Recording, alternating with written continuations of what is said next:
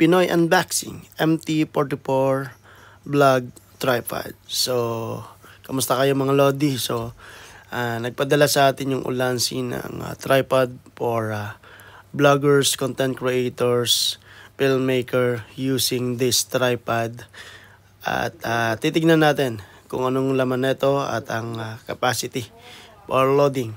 So, simulan na natin mga idol. So, yun mga Lodi. Ito na ang kanyang tripod. So, ginagamit siya for hold mobile, making content. Ano siya, tiltable siya. Left and right, horizontal and vertical position. Ang height niya mga idol is 1.5 meters. So, ayan o. So, kung ikaw ay beginner content creator for travel vlog or whatever content you're doing mga idol, bagay sa ito. At napakamura na ito mga idol. Check nyo lang yung price sa screen natin ng mga idol. So ayan. And yung head nya, pwede nyo siyang i-tilt from up and vertical position. Yun o. So yun mga Lodi. Kita nyo naman ang holder natin. At na-extend pa siya.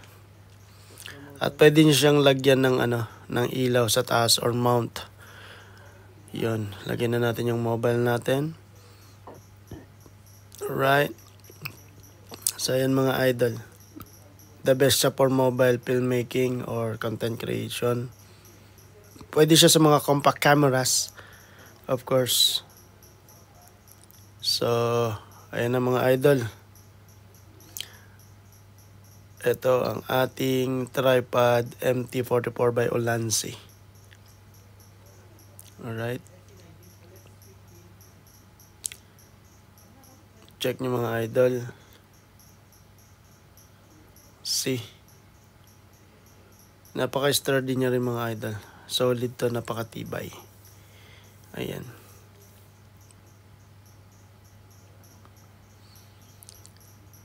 Yun lang mga idol for today's vlog unboxing. So sa mga gustong magpa-unbox, comment down below. Maraming salamat.